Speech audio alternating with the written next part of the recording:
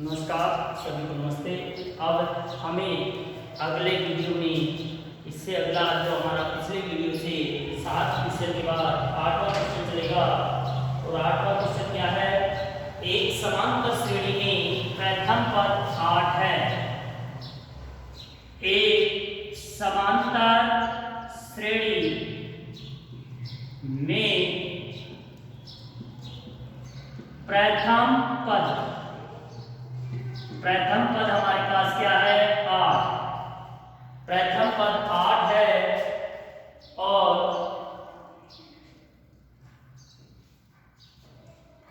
nवां पद 33। nवां पद 33 और पदों का योग Sn बराबर 123 है।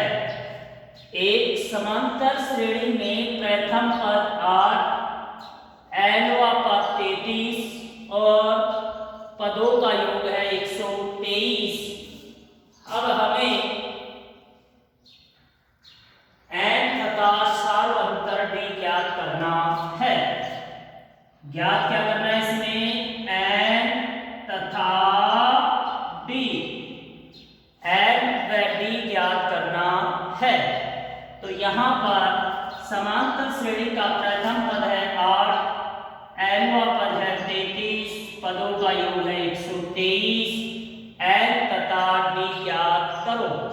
तो n ज्ञात करने के लिए हमें पदों का योग ज्ञात करना है। Sn के द्वारा n ज्ञात करना है। क्योंकि इसमें d हमारे पास दिया हुआ नहीं है, a दिया हुआ है केवल, इसलिए इसके द्वारा nवां पद ज्ञात नहीं होगा। तो हमें पहले Sn का प्रयोग करना है और Sn के प्रयोग के द्वारा n ज्ञात करना है। तो देखो इसमें Sn बराबर n बटा 2 a प्लस an। Sn की जगह 123 बराबर n बटा 2, a का मान हमारे पास कितना दिया हुआ है? 8 और San का मान है 33। 123 बराबर n बटा 2 गुणा 33 प्लस 8 हमारा होगा 41। तो 123 बराबर 41 n बटा 2। इसके नीचे क्या लगाएंगे? a। इसके बाद हमें क्या करना है? समीकरण हल। और समीकरण हल करने के लिए इसका वज्र गुणा करेंगे। 41 n किससे गुणा होगा? 1 से। तो ये हो जाएगा 41 n बराबर 123 गुणा 2 किससे हुआ? ये वज्र गुणन से। और n बराबर 123 गुणा 2 बटा 41। 123 गुणा 2 बटा 41, 41 एका 41 और ये 41 दिया 123। n बराबर 3 दूनी 6। तो n बराबर कितना होगा इसमें? 6। और इसके बाद इसमें पदों की संख्या हमारे पास आ गई 6। अब हमें ज्ञात करना है इन पदों का, इस समांतर श्रेणी का सार्वंतर। अब सार्वंतर ज्ञात करने के लिए हमें nवां पद का सूत्र लगाना है। तो सार्वंतर ज्ञात हो जाएगा a प्लस n माइनस 1 कोष्ठक b बराबर an। मान रखेंगे a की जगह क्या आ जाएगा? a की जगह होगा 8 प्लस n की जगह 6 माइनस 1 और d की जगह d बराबर an जो हमारे पास दिया हुआ है 33। तो an की जगह होगा 33।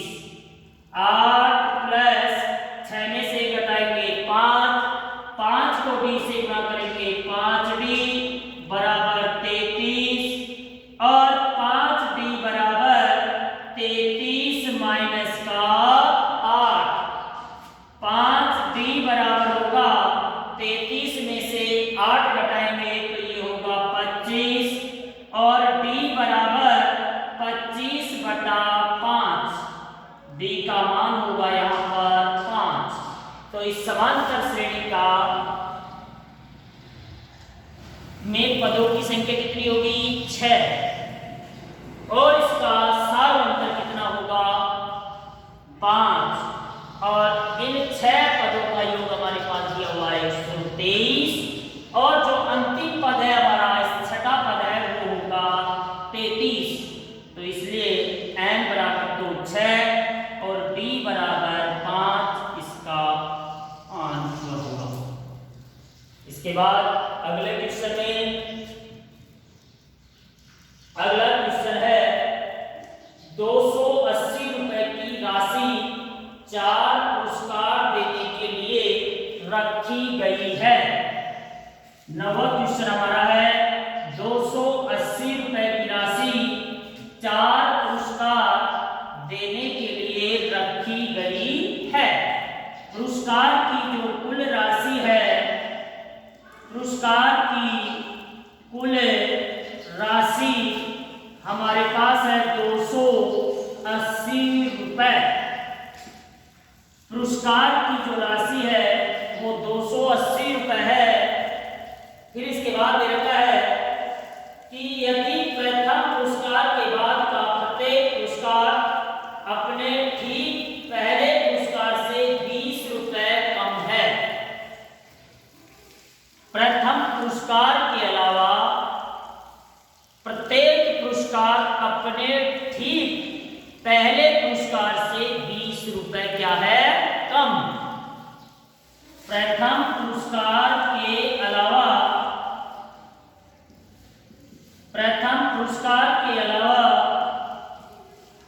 प्रत्येक पुरस्कार अपने ठीक पहले पुरस्कार से 20 रुपए कम है। कितने रुपए कम है? 20 रुपए। पुरस्कार की कुल राशि है 280 रुपए और प्रथम पुरस्कार के बाद प्रथम पुरस्कार के अलावा प्रत्येक पुरस्कार अपने ठीक पहले पुरस्कार से 20 रुपए कम है। तो प्रत्येक पुरस्कार की राशि क्या होगी? प्रत्येक पुरस्कार राशि क्या करनी है?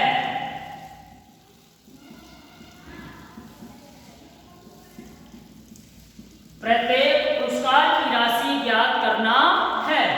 तो यहां पर टोटल पुरस्कार कितने रुपए का है? 280 रुपए का। और ये 280 रुपए की जो पुरस्कार राशि है वो कितने पुरस्कारों में वितरित करना है? 4 पुरस्कारों में, प्रथम, द्वितीय, तृतीय और चतुर्थ। लेकिन प्रत्येक पुरस्कार की एक शर्त है कि प्रथम पुरस्कार के अलावा प्रत्येक पुरस्कार अपने ठीक पहले पुरस्कार से 20 रुपए कम है।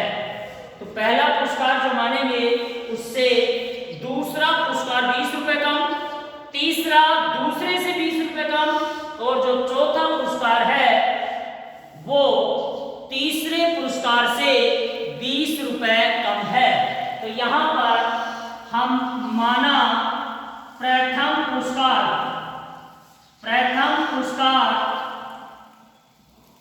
कितना मानेंगे? प्रथम पुरस्कार को मान लेंगे ए। अब सेकंड पुरस्कार क्या होगा? ए से कितना कम? 20। प्रथम पुरस्कार से 20 रुपए कम। तो यहां पर दूसरा पुरस्कार हो जाएगा ए माइनस 20। इसके बाद तीसरा पुरस्कार हमारा होगा ए माइनस 20 माइनस 20, ए माइनस 40 और जो चतुर्थ पुरस्कार है वो होगा ए माइनस 40 माइनस 20, ए पहला पुरस्कार ए, दूसरा A-20, पहले से 20 रुपए कम, तीसरा दूसरे से 20 रुपए कम तो A-40, और जो चौथा पुरस्कार है वो तीसरे से 20 कम है तो A-60 होगा। अब हमारे पास सभी पुरस्कारों की कुल योग कितना है 280 रुपए। तो या तो हम इसको समीकरण के द्वारा हल कर लेंगे या हमारे पास AP बनेगी। AP का टोटल योग कितना है, 4 पदों का योग 280 रुपए। तो हमें इसमें n बराबर तो कितने होंगे 4, A बराबर होगा 1 और D का मान हो जाएगा A-20 -A, तो माइनस का 20। इस प्रकार से हमें इसमें n प्रथम पद ज्ञात होगा और प्रथम पद ज्ञात करने के बाद हमें पुरस्कारों का प्रत्येक पुरस्कार की राशि ज्ञात होगी। तो या तो हम AP से करेंगे तो AP इसकी क्या बनेगी A-20, A-40 और A-60। अब पुरस्कार टोटल कितने हैं 4, पुरस्कारों की संख्या कितनी है, पुरस्कार संख्या हमारे पास कितनी है इसमें 4, इसलिए n बराबर कितना होगा 4 और A बराबर तो होगा A की जगह क्या होगा A और D का जो मान होगा वो A-20 A से A क्या हो जाएगा कट जाएगा, D का मान आ जाएगा माइनस का 20 और पुरस्कारों का टोटल योग कितना है 280 रुपए, इसलिए SN बराबर कितना होगा 280 रुपए। अब हमें इसमें A का मान ज्ञात करना है तो n/2 बड़ा कोष्ठक 2A प्लस n-1 कोष्ठक D बराबर SN। n की जगह हो जाएगा 4, 4/2, 2 गुना A, 1 का 1 2A प्लस 4 - 1 और D का मान होगा माइनस का 20, SN का मान है 280।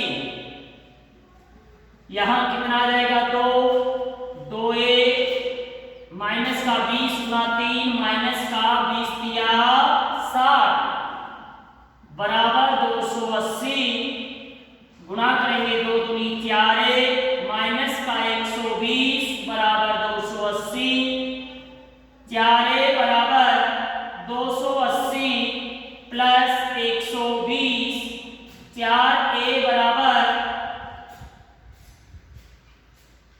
0, 4 2 6, 2 1 3, 360 और A बराबर 360/4। पुरस्कारों की कुल संख्या कितनी है 4, तो n बराबर कितना होगा 4, 4/2, 2A A का मान हमें ज्ञात करना है, n-1 n का मान कितना है 4, 4 में से 1 घटा देंगे हमारे पास कितना हो जाएगा 3, 3 किससे गुणा होगा 20 से, तो माइनस का कितना होगा 60 बराबर 280। पुरस्कार की कुल राशि 280, 2 दूनी 4A 6 दूनी 12 120 बराबर 280। तो यहाँ पर इसको जोड़ेंगे तो 0 का 0, 2 8 10, 2 1 3 और 1 4।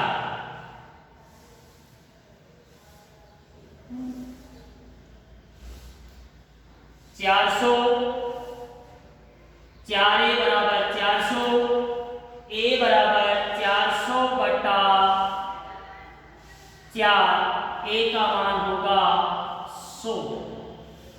तो यहाँ पर A बराबर कितना आ जाएगा 100, पुरस्कार की कुल राशि 280।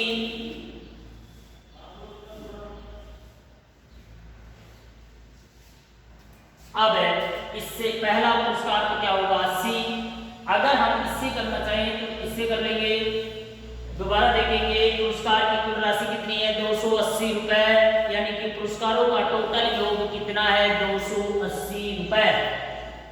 प्रथम पुरस्कार के अलावा प्रत्येक पुरस्कार अपने ठीक पहले पुरस्कार से 20 रुपए कम है। तो यहाँ पर प्रथम पुरस्कार को क्या मान लिया अपन ने, ए, दूसरा हो जाएगा a माइनस बी, तीसरा हो जाएगा a minus 20 minus 20 a minus 40 और चौथा पुरस्कार होगा a माइनस 60। अब AP का प्रथम पद क्या हो जाएगा, A, दूसरा A minus B, A minus 40, A minus 60। पुरस्कारों की संख्या कितनी है, टोटल 4। तो N बराबर कितना होगा, 4। A बराबर कितना होगा, A है। B बराबर कितना हो जाएगा, दूसरे में से प्रथम पद को घटाना है, तो ये हो जाएगा माइनस का 20 और पुरस्कारों का टोटल योग होगा 280। अब हमें n बटा 2 2a plus n minus 1 कोष्टक d, n की जगह 4 4 बटा 2 2a plus n minus 1, n की जगह 4 माइनस 1 माइनस का 20 माइनस 20 किससे गुणा हो जाएगा, 4 में से घटाएंगे 3, 3 को 60 से गुणा, 3 को 20 से गुणा करेंगे तो माइनस का 60, 4a माइनस 60 गुनी 120 बराबर 280। 280 में 120 जोड़ेंगे 400 और a का मान हो जाएगा यहाँ पर 400 बटा 4 a यानी 100। प्रथम पुरस्कार हो जाएगा हमारे पास 100। तो फर्स्ट पुरस्कार 100, सेकंड हो जाएगा 100 से 20 कम 80, थर्ड हो जाएगा 80 से 20 कम 60 और चौथा पुरस्कार हो जाएगा 40। ये सब रुपए जुड़कर के हो जाएंगे हमारे पास 280 रुपए। इस प्रकार से प्रत्येक पुरस्कार की राशि ज्ञात होगी। समझ गए?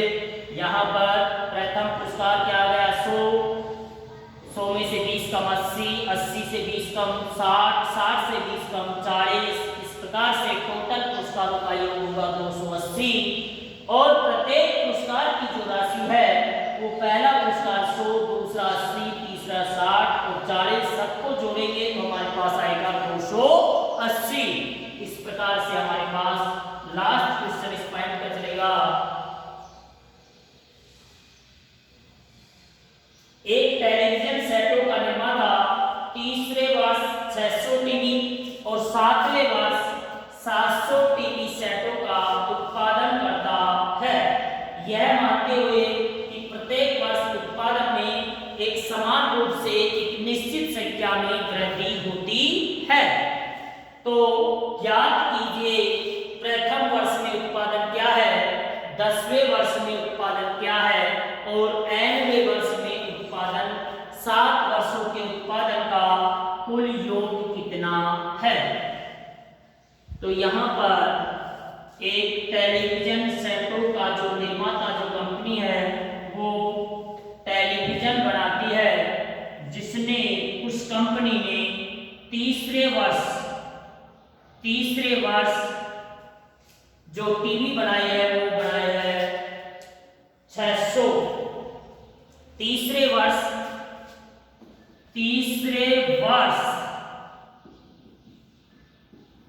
टेलीविजन कितने बने हैं 600 और सातवें वर्ष जो टेलीविजन बने हैं वो है 700। प्रत्येक वर्ष टेलीविजन के उत्पादन में एक निश्चित संख्या में वृद्धि होती है, इसलिए ये जो वृद्धि है टेलीविजन सेटों का जो निर्माण है वो एक समांतर श्रेणी बनेगी।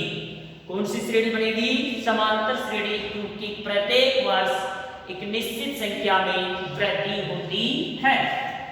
प्रत्येक वर्ष एक निश्चित संख्या में उत्पादन में वृद्धि हो रही है, उत्पादन में वृद्धि होती है। इसलिए यह क्या है, एपी है, समांतर श्रेणी है, जिसका तीसरा पद हमारे पास है 600 और सातवां पद है हमारे पास 700। अब हमें ज्ञात करना है, इसमें 3 प्रश्न है। प्रथम वर्ष में उत्पादन, प्रथम वर्ष में उत्पादन, 10वें वर्ष में उत्पादन और प्रथम 7 वर्षों के उत्पादन का योग। तो यहां पर देखो a प्लस 2d बराबर 600, a प्लस 6d बराबर 700, समीकरण बन गया। विलोपन विधि से अमल करेंगे तो a से a कट जाएगा, माइनस का 4d बराबर माइनस के कितने होंगे 100, माइनस से माइनस कट गया, 4d बराबर 100 और d बराबर 100 बटा 4, d का मान होगा 25। तो यहाँ पर हमारे पास प्रत्येक वर्ष उत्पादन में कितने की वृद्धि होती है, 25 की वृद्धि होती है। d का मान समीकरण फर्स्ट में रखेंगे, तो फर्स्ट में जब हम रखेंगे तो हमारे पास प्रथम वर्ष का उत्पादन ज्ञात होगा, a प्लस 2d बराबर 600, a प्लस 2 गुना d का मान होगा 25 बराबर 600, a प्लस 50 बराबर 600, a बराबर 600 में से क्या घटा देंगे 50, a प्लस 50 बराबर 600, a बराबर 600 माइनस 50, a का मान होगा 550। तो प्रथम वर्ष में उत्पादन कितना होगा 550। अब हमें इसका अगला जवाब पूछा है कि प्रथम वर्ष में उत्पादन 550। अब 10वें वर्ष में उत्पादन, 10वें वर्ष में उत्पादन तो a 10 बराबर a plus 9d, a plus 9d, a का मान कितना है हमारा 550, 9 गुना d का मान है हमारा 25, 550 प्लस 225, 25 नाम 225, तो ये हो जाएगा 5 2 5 7, 775। तो 10वें वर्ष में उत्पादन होगा, वर्ष में उत्पादन बराबर 775। फिर हमारा जो तीसरा जवाब पूछ रहा है इसमें कि 7 वर्षों के उत्पादन का योग, 7 वर्षों के उत्पादन का योग। तो यहां पर सीधा सा जवाब हमारा कि 7 वर्षों में उत्पादन कितना होगा, तो यहाँ a बराबर तो कितना है 550, d बराबर कितना हमारा 25 और an का मान हमारा कितना है, a7 बराबर कितना है 7वें वर्ष में उत्पादन 700। अब as n बराबर n बटा 2 a प्लस an, s 7 बराबर 7 बटा 2, 7 बटा 2, a का मान कितना होगा 550 और अंतिम पद 700, 7 बटा 2 गुणा 1250, 625, 7 गुणा 625, 7 पंजे 35, 7 दूनी 14 और 3 17, 7 6 42 और 1 43। तो 7 वर्षों के उत्पादन का योग। हमारे पास होगा 4375।